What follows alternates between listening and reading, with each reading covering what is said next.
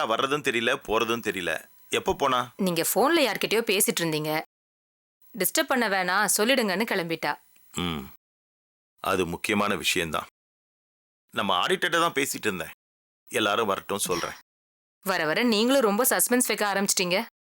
அப்பா வாம்மா உட்காரு.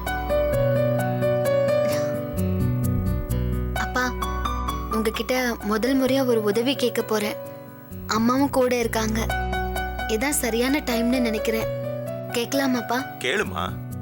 நீ எதுவும் கேட்க மாட்டேங்கிறதா என்னுடைய கவலையே. கேளுமா.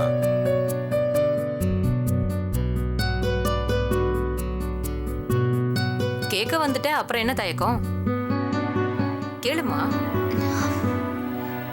அப்பா காலையில அவரோட பிசினஸ பத்தி பேச்சு வந்துச்சு. பிரபுவோட பிசினஸ் பத்தி தானே? சொல்லுமா. அதான் நீங்க முடிவு எதுவும் சொல்லாம போயிட்டீங்க. அவர் ஒரு மாதிரி ஃபெடப் ஆகி கிளம்பி போயிட்டாரு. சொல்லுமா. என்னைக்கா இருந்தாலும் நீங்க தான் ஃபைனல் டெசிஷன் எடுக்க போறீங்க. அது கொஞ்சம் முன்னாடியே எடுத்தீங்கன்னா. சரிம்மா, என்ன பண்ணலாம் சொல்லு.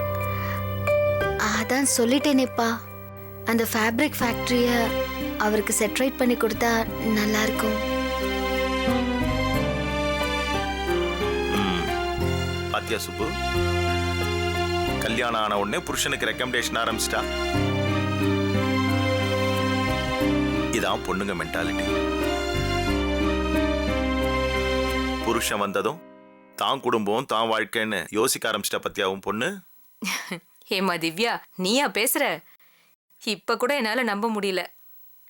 அம்மா, நான் என்னமோ அவருக்கு மட்டும் சப்போர்ட் பண்றதா நினைக்காதீங்க. அவருக்குன்னு ஒரு தொழில் அமைஞ்சா எல்லாருக்கும் சந்தோஷம் தானே. கிளிக்கு ரெக்க முளைச்சிடுச்சு. போங்கப்பா, ஏதோ மனசுல பட்டது சொன்னேன். சரி, இனிமே கேட்கல. இல்லடா, இதுக்காக லீகலா என்னென்ன செய்யணுமோ அதுக்கான வேலையை காலையிலேயே ஆரம்பிச்சிட்டேன்.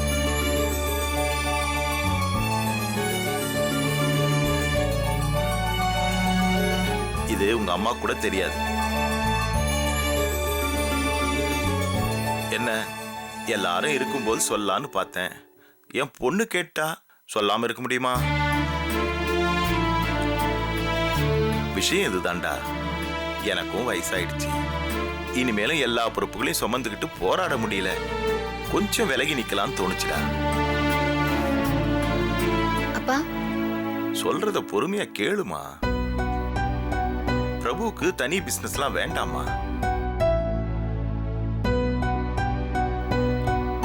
நம்ம பிசினஸா பாக்கிறதுக்கே ஆள் தேவைப்படும் போது எதுக்கு தனியா இன்னொரு பிசினஸ்? நம்ம ஃபேக்டரியை பிரபு பார்த்துக்கிட்டோம். இனிமே அவன் பொறுப்புலயே ரன் ஆகட்டும். சந்தோஷமா? ரொம்ப சந்தோஷங்க. நானே சொல்லலான்னு பார்த்தேன். ஆனா நீங்க தப்பா எடுத்துக்குவீங்களோன்னு விட்டுட்டேன்.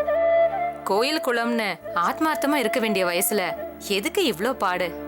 சரியான டைம்ல சரியான டெசிஷன் எடுத்திருக்கீங்க. சந்தோஷங்க. இங்கதான் நீ தப்பு பண்ற சுப்பு. அப்படிலாம் சும்மா விட்டுற முடியாது சுப்பு.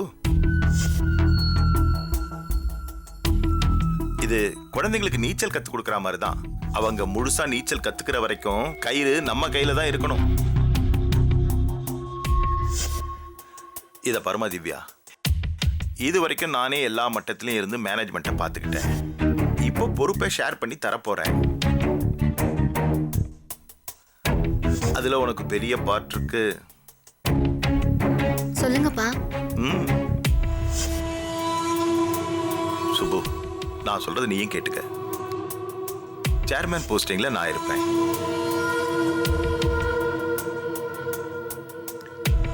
Divya managing director.